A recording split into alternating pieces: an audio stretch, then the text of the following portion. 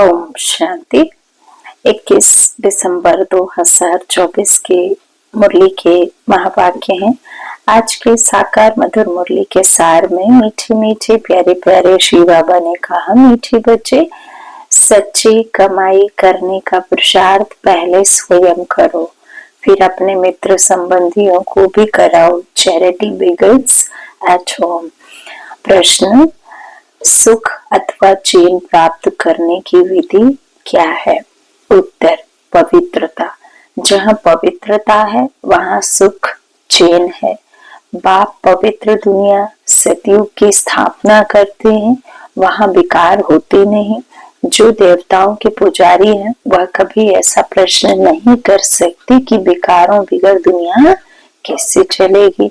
अभी तुम्हें चैन की दुनिया में चलना है, इसलिए इस पतित दुनिया को भूलना है, शांति धाम और सुख धाम को याद करना है। ओम शांति। ओम शांति का अर्थ तो बच्चों को समझाया हुआ है। श्री बाबा भी ओम शांति कह सकते हैं तो सालिग्राम बच्चे भी कह सकते हैं। आत्मा कहती है ओम शांति। अहम आत्मा शांत। Son of silence father. शांति के लिए जंगल आदि में जाकर कोई उपाय नहीं किया जाता। आत्मा तो है ही साइलेंस, फिर उपाय क्या करना है यह बाप बैठ समझाते हैं। उस बाप को ही कहते हैं कि वहां ले चल जहां सुख चैन पावे। बाबा कहते आत्मा तो है ही साइलेंस, फिर उपाय क्या करना है यह बाप बैठ समझाते हैं। उस बाप को ही कहते हैं कि वहां ले चल जहां सुख चैन पावे। चैन अथवा सुख सभी मनुष्य चाहते हैं, परंतु सुख और शांति के पहले तो चाहिए पवित्रता। पवित्र को पावन, अपवित्र को पतित कहा जाता है। पतित दुनिया वाले पुकारते रहते हैं कि आकर हमको पावन दुनिया में ले चलो। वह है ही पतित दुनिया से लिबरेट कर पावन दुनिया में ले चलने वाला। सतयुग में है पवित्रता, कलयुग में है अपवित्रता। वह वॉइसलेस वर्ल्ड, यह विशेष वर्ल्ड। यह तो बच्चे जानते हैं, दुनिया वृद्धि को पाती रहती है।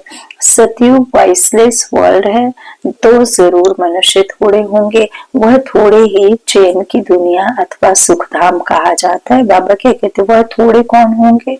सतयुगी। तो बरोबर सतयुग में देवी देवताओं का ही राज्य था, उसको ही चैन की दुनिया अथवा सुखधाम कहा जाता है। यह है दुखधाम। दुखधाम को बदल सुखधाम बनाने वाला एक ही बाप है, परमपिता परमात्मा।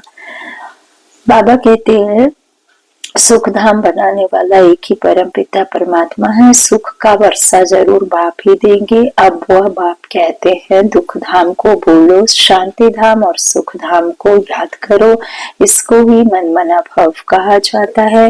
बाप आकर बच्चों को सिखलाते हैं, बच्चों को ज्ञान देते हैं, बच्चों को रास्ता बताते हैं, बच्चों को कहते हैं कि तुमको कैसे पावन बनना है। तो बाबा कहते सुख का वर्षा जरूर बाप ही देंगे। अब बाप कहते हैं दुख धाम को बोलो। तो याद करो किसको? सुख धाम को और शांति धाम को। इसको ही मनमना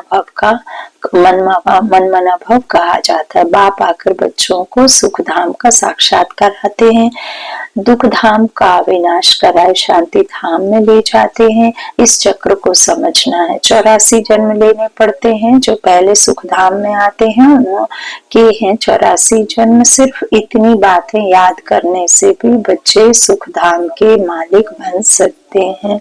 बाप कहते हैं बच्चे शांति धाम को याद करो और फिर वर्षे को अर्थात सुख धाम को याद करो। पहले पहले तुम शांति धाम में जाते हो तो अपने को शांति धाम ब्रह्मांड का मालिक समझो। चलते फिरते अपने को वहां के वासी समझेंगे तो यह दुनिया बोलती जाएगी सतयुग है सुख धाम, परंतु सभी तो सतयुग में आ नहीं सकते। यह बातें समझेंगे ही वह जो देवताओं के पुजारी हैं।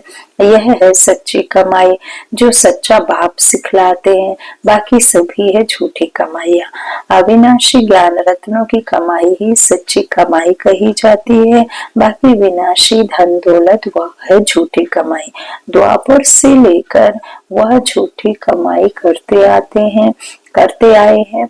इस अविनाशी सच्ची कमाई की प्रारब्ध सतयुग से शुरू हो त्रेता में पूरी होती है, अर्थात आधा कल्प भोगते हो, फिर बाद में झूठी कमाई शुरू होती है जिससे अल्पकाल क्षण भंगुर सुख मिलता है। यह अविनाशी ज्ञान रत्न ज्ञान सागर ही देते हैं, सच्ची कमाई सच्चा बाप कराते हैं। भारत सचखंड था, भारत ही अब झूठ खंड बना है और खंडों को सचखंड झूठ खंड नहीं कहा जाता है। सचखंड बनाने वाला बादशाह ट्रुथ वह है, सच्चा है एक गॉड फादर, बाकी है झूठे फादर। सतयुग में भी सच्चे फादर मिलते हैं क्योंकि वहां झूठ पाप होता नहीं। यह है ही पाप आत्माओं की दुनिया, वह है पुण्य आत्माओं की दुनिया। तो अब इस सच्ची कमाई के लिए कितना पुरुषार्थ करना चाहिए। जिन्होंने कल्प पहले कमाई की है वही करेंगे। पहले खुद सच्ची कमाई कर, फिर पियर और ससुर घर को यही सच्ची कमाई करानी है। Charity begins at home. सर्वव्यापी के ज्ञान वाले भक्ति कर नहीं सकते। जब सभी भगवान के रूप में हैं, फिर भक्ति किसकी करते हैं। तो इसी दुगन से निकलने में मेहनत करनी पड़ती है। सन्यासी लोग चैरिटी बिगिंस एट होम क्या करेंगे। पहले तो वह घर बार का समाचार सुनाते ही नहीं है। बोलो क्यों नहीं सुनाते हो, मालूम तो पड़ना चाहिए ना, बतलाने में क्या है। फलाने घर के थे फिर सन्यास धारण किया, तुमसे पूछे तो तुम झट बतला सकते हो। सन्यासियों के फॉलोअर्स तो बहुत हैं, वह फिर अगर बैठ कहें कि भगवान एक है तो सभी उनसे पूछेंगे तुमको किसने यह ज्ञान सुनाया। कहें बीके ने तो सारा उनका धंधा ही खलास हो जाए। ऐसे कौन अपनी इज्जत गंवाएगा, फिर कोई खाना भी ना दे। इसलिए सन्यासियों के लिए तो बहुत मुश्किल है। पहले तो अपने मित्र संबंधियों आदि को ज्ञान दे, सच्ची कमाई करानी पड़े जिससे वे किस जन्म सुख पावे। बात है बहुत सहज, परंतु ड्रामा में इतने शास्त्र मंदिर आदि बनने की भी नूंद है, सो बनेंगे। अभी बने फिर भी बनेंगे। पतित दुनिया में रहने वाले कहते हैं अब पावन दुनिया में ले चलो। सतयुग को 5000 वर्ष हुए, उन्होंने तो कलयुग की आयु हुई लाखों वर्ष कह दी है। तो फिर मनुष्य कैसे समझे कि सुखधाम कहाँ है, कब होगा। वह तो कहते हैं महाप्रलय होती है तब फिर सतयुग होता है। पहले पहले श्री कृष्ण अंगूठा चूसता सागर में पीपल के पत्ते पर आता है। अब कहाँ की बात कहाँ ले गए हैं। अब बाप कहते हैं ब्रह्मा द्वारा मैं सभी वेदों शास्त्रों का सार सुनाता हूँ, इसलिए ब्रह्मा के हाथ में वेद शास्त्र दिखाए गए हैं। लेकिन यहाँ परम पिता परमात्मा इस प्रजापिता ब्रह्मा द्वारा माना इस कलयुग का जो बाबा कहते हैं ना ये ब्रह्मा है, इसमें आता हूँ। सतयुगी ब्रह्मा तो है नहीं कोई, तो इसीलिए बाबा कहते हैं मैं इसमें आकर के सारे वेद शास्त्रों का सार सुनाता हूँ। इसलिए विष्णु की नाभि कमल से ब्रह्मा दिखाते हैं और फिर हाथ में शास्त्र दे दिए हैं। अब ब्रह्मा सो विष्णु, विष्णु सो ब्रह्मा। तो विष्णु के बाद में 84 जन्म जब लेते हैं तब ब्रह्मा बनते हैं। तो ऐसे फिर उसमें विष्णु की नाभि से दिखा दिया कि कमल से ब्रह्मा दिखा दिया और फिर हाथ में शास्त्र दे दिए। अब ब्रह्मा तो जरूर यहाँ होगा, सूक्ष्म वतन में तो शास्त्र नहीं होंगे, शरीर ही नहीं है तो किसके हाथ में दोगे। ब्रह्मा यहाँ होना चाहिए। विष्णु लक्ष्मी नारायण के रूप भी तो यहाँ होते हैं। ब्रह्मा ही सो विष्णु बनता है, फिर विष्णु सो ब्रह्मा बनता है। अब ब्रह्मा से विष्णु निकलता व विष्णु से ब्रह्मा निकलता, यह सब समझने की बात है, परंतु इन बातों को समझेंगे वह जो अच्छी रीति पढ़ेंगे।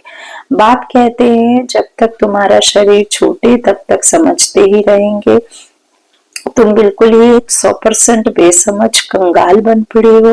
तुम ही समझदार देवी देवता थे, अब फिर से तुम देवी देवता बन रहे हो। मनुष्य तो बना ना सके, तुम सो देवता थे, फिर 84 जन्म लेते लेते एकदम कलाहीन हो गए। तुम सुखधाम में बहुत चैन में थे, अब बेचैन हो गए। अब बेचैन हो तुम 84 जन्मों का हिसाब बता सकते हो। इस्लामी, बौद्ध, सिख, ईसाई, मठ, पंथ सब कितना जन्म लेंगे? यह हिसाब निकालना तो सहज है। स्वर्ग के मालिक तो भारतवासी बनेंगे। सैंपलिंग लगती है ना, यह है सब जाने। खुद समझ जाए तो फिर पहले पहले अपने माता पिता बहन भाइयों को ज्ञान देना पड़े।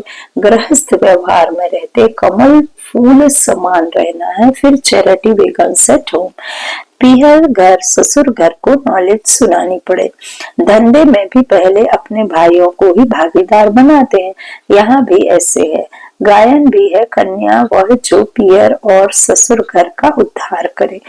अब पवित्र उद्धार कर नहीं सकते, तब कौन सी कन्या? ये ब्रह्मा की कन्या ब्रह्म कुमारी है, ब्रह्म कुमारी है ना। तो यहाँ अधर कन्या कुंवारी कन्या का मंदिर भी बनाया हुआ है। तो अधर कुमारी कौन? जो आफ्टर मैरिज बाबा के बच्चे बनते हैं, तो वो अधर कुमारी हो गई, ये वो कन्या हो गई। तो बाबा कहते हैं दोनों के मंदिर है, यहाँ तुम्हारे यादगार बने हुए हैं। हम फिर से आए हैं भारत को स्वर्ग बनाने के लिए। यह देलवाड़ा मंदिर बिल्कुल एक्यूरेट है। ऊपर में स्वर्ग है दिखाया है, स्वर्ग है तो वहाँ बाबा कहते स्वर्ग तो यहाँ ही है, लेकिन ऊपर में दिखाया राजियों की तपस्या भी यहाँ ही होती है। तो जिन्हों का मंदिर है उन्हों को यह जानना तो चाहिए ना। अब अंदर जगत पिता जगत अम्बा आदिदेव भी बैठे हैं। अच्छा, आदिदेव किसका बच्चा है? शिव बाबा का। अधर कुमारी कुंवारी कन्या सब राजयोग में बैठे हैं। बाप कहते हैं मन मन भव, तो तुम वैकुंठ के मालिक बनोगे। मुक्ति जीवन मुक्ति धाम को याद करो। तुम्हारा यह सन्यास है। जैनी लोगों का सन्यास कितना डिफिकल्ट है, बाल आदि निकालने की कितनी कड़ी रस्म है। यहाँ तो है ही सहज राजयोग।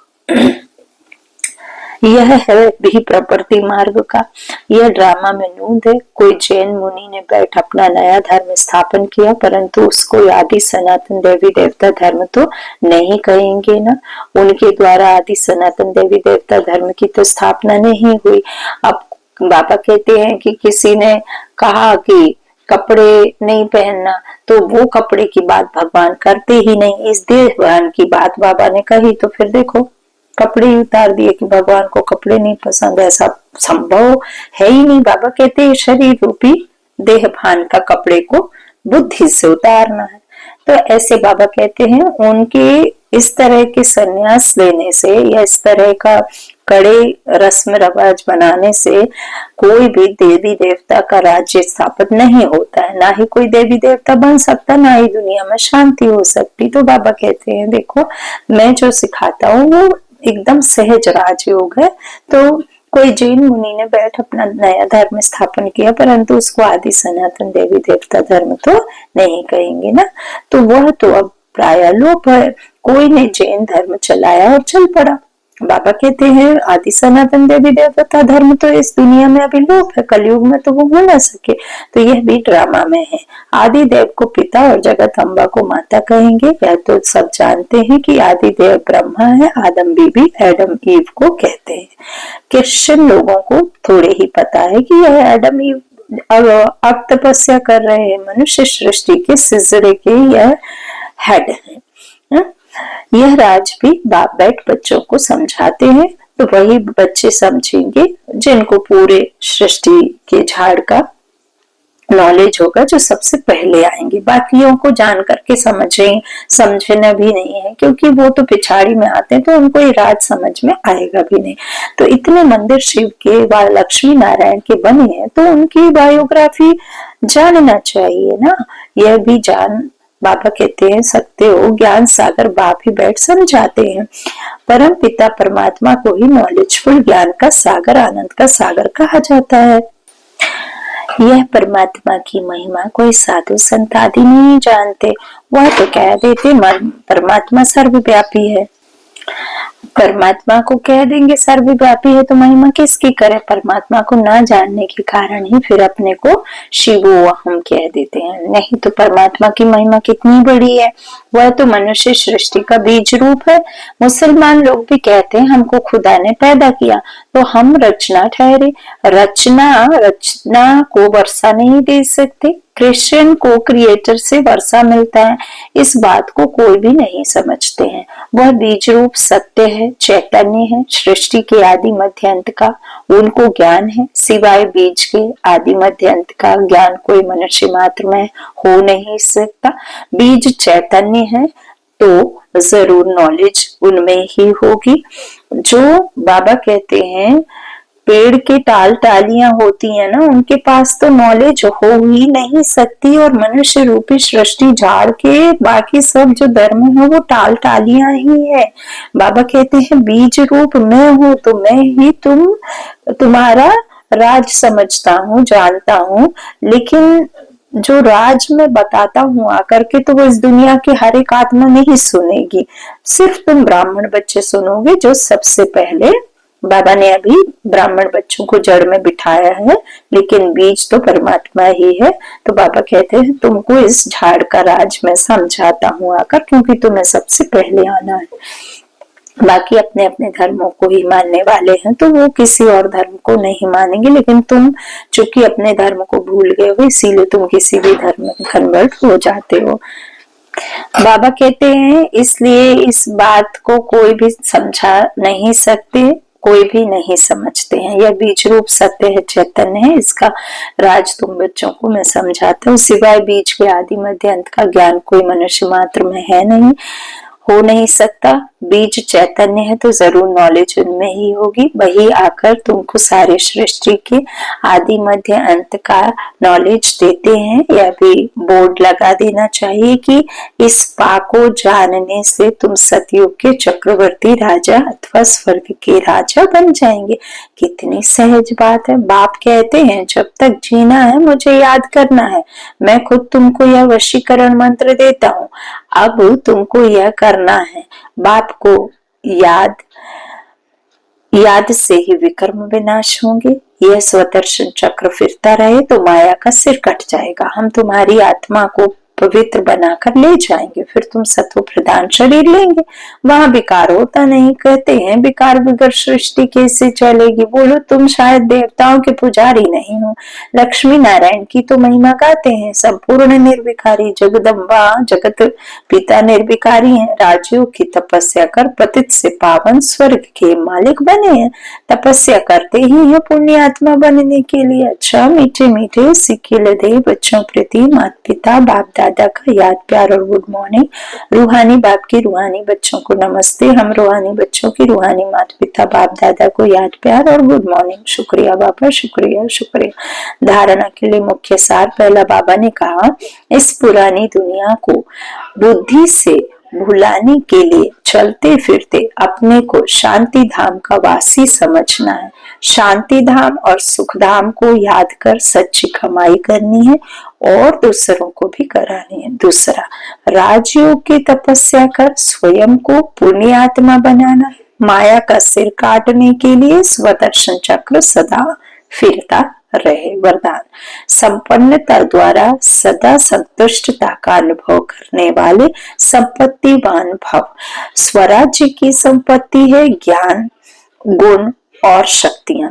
जो इन सर्व संपत्तियों से संपन्न स्वराज्य अधिकारी हैं वह सदा संतुष्ट हैं।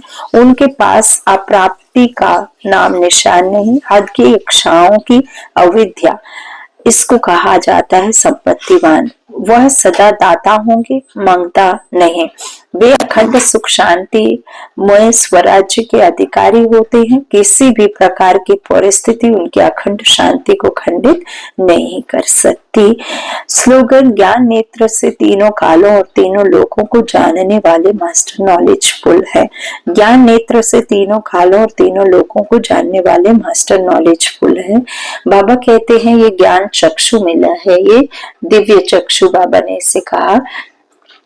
इस देह के आधार से ही हम तीनों लोगों का इस बुद्धि नेत्र से क्या कर सकते हैं, नॉलेज और उनका हम दर्शन भी कर सकते हैं। तो इस दिव्य चक्षु का बाबा कहते तीनों कालों का और तीनों लोगों का जानने वाले तुम ही मास्टरफुल हो, नॉलेजफुल हो। अच्छा, ओम शांति।